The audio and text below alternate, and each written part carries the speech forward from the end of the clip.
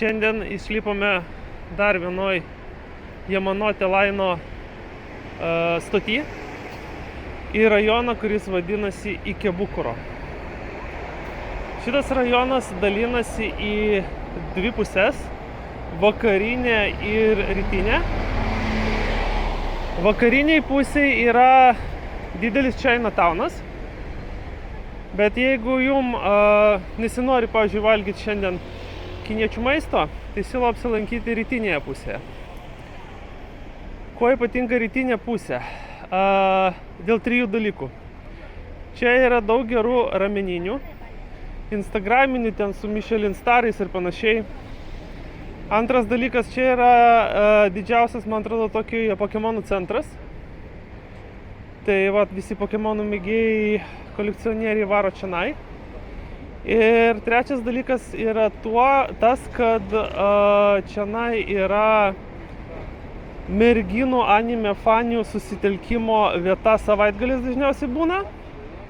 Ir jos čia pasipuošia arba apsirengia cosplayint ir ateina būtent į šį rajoną pasilinksminti savaitgalį.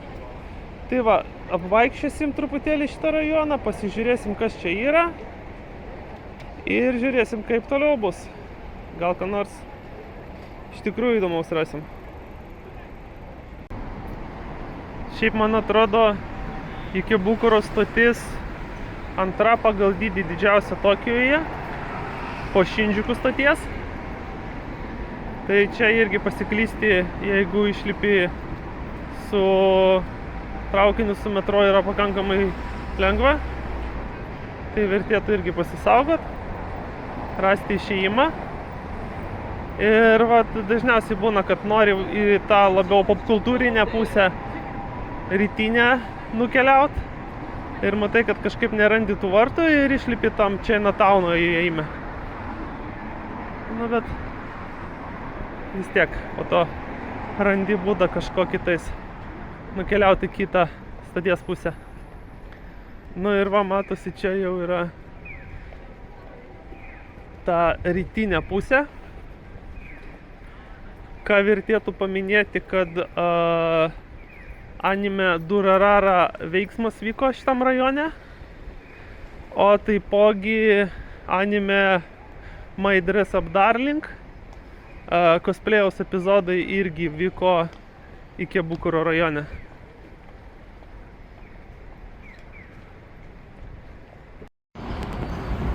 Bet taip truputėlį paeinam ir atrodo, tarsi čia yra Maid Cafe. Nes labai gražios tokios kartoninės mergos stovi. Bet iš tikrųjų čia yra tiesiog akinių parduotuvė. Vat yra toks rūsys. Dažniausiai tokiuose rūsiuose būna kokios nors erotinių prekių parduotuvės. Bet čia vat yra. Toliau neįsiu. Jau į ženkliukų ir jau į prekių parduotuvę Ikebukuro. Nu, ten visokie berniukai ten pusnagiai sėdi, ten vienas su kitu ir kažką daro. Tai gal aš čia geriau eisiu iš ten. Čia yra arkeidų aparatų centras, kur ir videogeimus galima žaisti ir bandyti laimėti tas UFO Catcher prizus. Bet vieną tokį aplankysim tai jaus. Kai ateini į vietą, vat, kur tokie aparatai, tai reikėtų dažniausiai pasižiūrėti, ar prie įėjimo nėra žmogaus, kuris dalina va tokius kuponiukus. Tai reiškia, kad jeigu kažkur norėsi pabandyti laimę už 100 jenų, reikia pakviesti kasininką arba konsultantą. Ir jis tau padarys taip, kad tu už vieną 100 jenų padarytum 2 bandymus. Tai toks kaip ir value gaunas, tai bando suvilioti šitie vat arkeidų mašinų savininkai, kad pas jas išleistų daugiau pinigėlių, kad užsikabintų žmonės. O čia yra tokios būdelės, kur tave fotografuoja ir ten mergaitė man sėdi dar dažosi, kad pasidarytų geresnės fotkės. O čia jau viršui tikrai tiesiog žaidimo aparatai. Va taip einam į Sunshine City, jau pavadinimas matosi. O šiaip tai dydžio pats centras yra vat iki ten. Bet ten pagrindė kaip ir biznes, ofisai. Ir šiaip linksmybių galima rasti, bet pagrindė tai vat iki čia kažkur. Va, One Piece fanam čia yra One Piece pop-up parduotuvė, toks didelis lūkis stovi, žmonės maikutės perka ir panašiai. Čia visokios naujausios figūrėlės Do Not Touch. Čia gali laimėti kažkokias figūrėlės. Čia gačaponų kolekcija nauja, labai geros kokybės atrodo. Ir kiek toks dalykas kaštuoja vienas? 500 jenų. Nu tai čia kokie 3 PM kažkur už vieną tokį. Dažniausiai kolekciją sudaro kokie 6-4. Vienu mažą setą. Čia visokie pakabukai, ženkliukai, tašės su atributika. Plašys. Ir kiekvieną mėnesį kažkas naujo keičiasi. Ten posteriai, baneriai, wanted posteriai.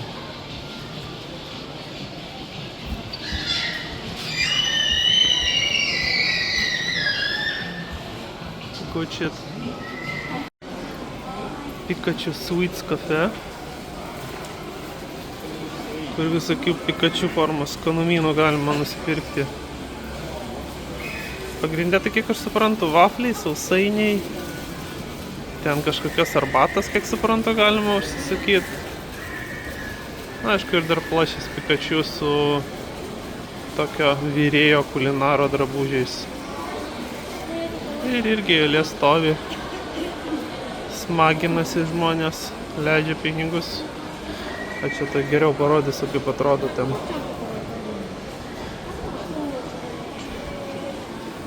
Tie plašys ir vafliukai ten per vidurį.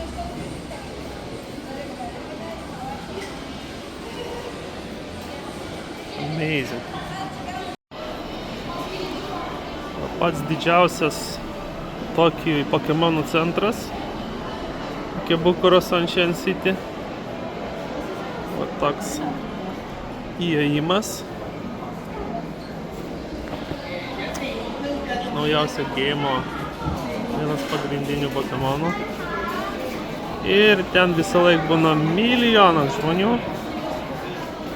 Ir apsiperka visokių plašių, visokių kortų, drabužių, maikučių ir kiekvieną mėnesį keičiasi pasirinkimas.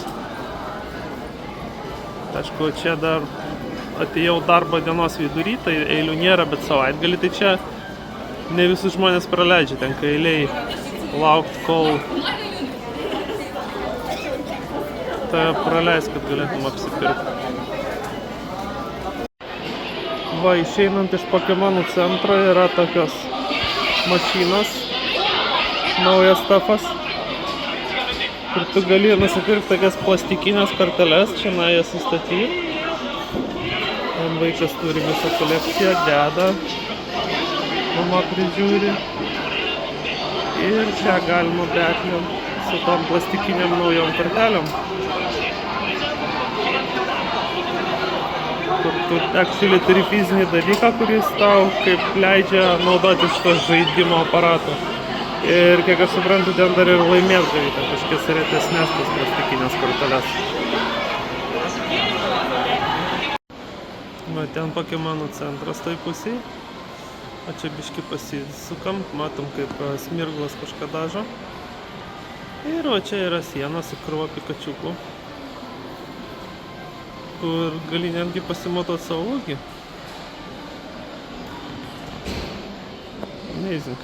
Kiekvienas centimetras išnaudotas kažkaip, kad fun būtų. Taip Sunshine City vaikštai ir matai, kad Attack on Titan pop-up shopas 2 savaitėm atsidarė.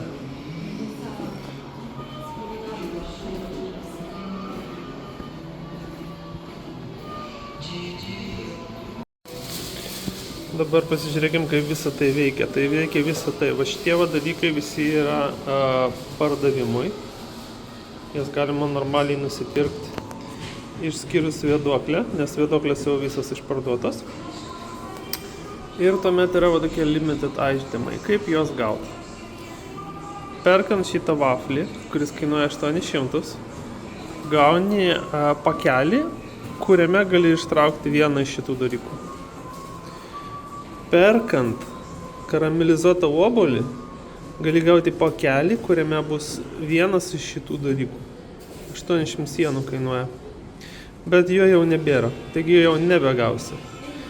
Ir perkant limonado buteliuką, gali gauti vieną iš šitų akrilinių dalykėlių su stendais. Ir tu negali pasirinkti. Tu gauni random pakelį ir norėdamas surinkti visą kolekciją, tau reikia 3, 4, 5, 6 kartus mažiausiai sumokėti 800 jenų, bet ne variantas, kad gausi daug pasikartojančių. Ir tik 2 savaitės šitas dalykas veikia. Ne, 3 savaitės. Bet vis tiek, va taip, limited stuff Japonijoje čia yra casual. Truputėlį dar paėjus Sunshine City stogu ir matai, kad čia Bandai marketas atsidarė. Va čia žmonės dešiniai One Piece card game žaidžia. Tenai van matosi, kad galima Dragon Ball card game išbandyti. O čia iš kairės tiesiog žmonės ant gačapono aparatų kapsulinių leidžia pinigėlius. Ir kai pavaikštai iki Bukaro, matai, kad yra krūva mergaičių su tokiam kupriniam, kur yra krūva bedžų už celofano. Ten irgi. Arba lipdukai kažkokie. Ir jos taip rodo appreciationą savo favorite anime charakteriams. Arba kartais būna tokį mažą begą nešioja, kur porą pliušinių anime berniukų įsideda. Ir dažniausiai būna iki Bukaro susirenka. Kartais kaip tos mergaitės keičiasi kažkokiais ten savo ženkliukais bedžais. Per Instagramą susirašo ir sako, susitinkam iki Bukaro pasimainyt. Arba tiesiog fotkės daro, nes pavyzdžiui yra kažkoks akrilinių berniukų tymas. Ir visą tymą nori fotkę padaryti. Bet kiekviena mergaitė turi savo mėgiamą idolą. Ir susitinka ir daro kolabą. Atėjom į Animeitą. Galima nusipirkti Bocchi The Rock akinių. Jeigu truputėlį iš šono nueisi. Ir Jojo patinka. Tai Jojo batai moteriški. Irgi neblogas prikolas. Čia yra Durarara charakteriai. O čia apačioje galima nusipirkti jų drabužių, kuriuos jie dėvi. Ir panašiai su Naruto yra irgi čia yra Naruto charakteriai, akriliniai dalykėliai. Ir kur jie su drabužiais kokiais dabar buvo, galima čia drabužių prisirinkti taip pat. Ir kiekvieną mėnesį keičiasi.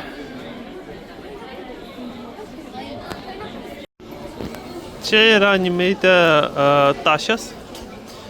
Ir kuo jos yra ypatingos, tai už šito kartono yra tokie permatomo celofano lakštai. Ir čia yra kompartmentas, kur tu susikabini ženkliukus su savo mėgiamiausiais personažais. Ir jeigu ženkliukas atsisega, jis nenukrenta ant žemės, jis tiesiog lieka kupriniai. Ir dabar pavaikščiom ir matėm, kad labai daug merginų mėgsta tokius dalykus. O čia galima, pavyzdžiui, piniginę arba mini tašytę irgi su panašiu celofanu gauti. Įvairaus dydžio. Va šitie dalykai irgi labai funny yra. Nes čia yra dėklas, į kurį įdedi savo mėgiamiausią plašį. Ir jį su savim nešiojas ir jis neperšlampa ir nepasimeta. Cool shit. Ir prie va šitų piniginių ir kuprinių dar yra tokie juokingi dalykai. Čia yra įmautės ženkliukam su gėlių visokiais ornamentais. Tu gauni savo mėgiamiausią charakterio ženkliuką, tu įkiši jį va čia, o ten gale yra specialiai kompartmentas, kad adata išsikištų ir galėtum prisekti prie kuprinės. Tai čia vat visokių rūšių jų yra. Nu va, Blue Loco kafe ką tik atsidarė iki Bukuro. Bet šitų dalykų jau nebėra, jau per kelias dienas viską išskalbino. Liko tik akryliniai berniukai, skirtukai, plašys ir dar kažkas. Ir viską gali nusipirkti tik tada, kai užbukini vietą ir ten užsisakai kažką. Čia kažkas dar džodžio žaidžia.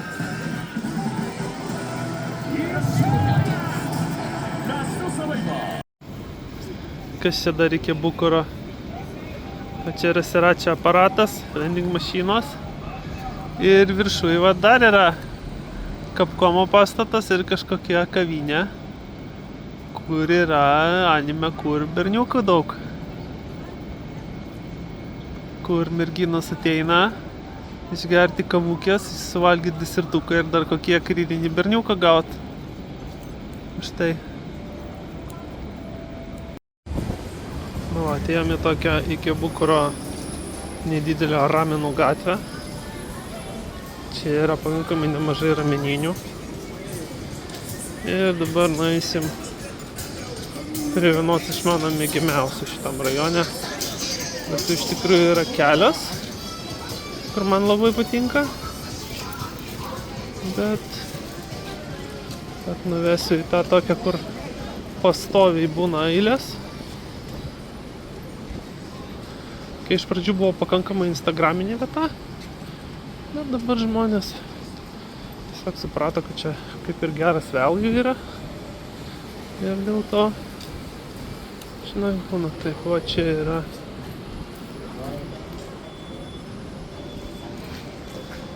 Kikanbo Oni ramenai, jau matosi, kad žmonės eilėje stovi. Ir kaip naudotis šito dalyku, tai ten yra aparatukas ir yra opcijos. Tu įmeti pinigėlius, pasirenki kokios nori, ten su kiaušiniais, be kiaušinių, su mėsa, be mėsos. O tai prieisim arčiau biškį. Gauni tokį čekiuką, kai susimoki, paspaudi OK. Tada stovi į eilę. Ir tavęs prieina dėdė, paklausia, tu nori aštriai, ar tu nori nelabai aštriai, ar tu challenge nori. Ir tada viskas, atsisėdi, gauni dubenį, suvalgai, padėkoji ir išeini.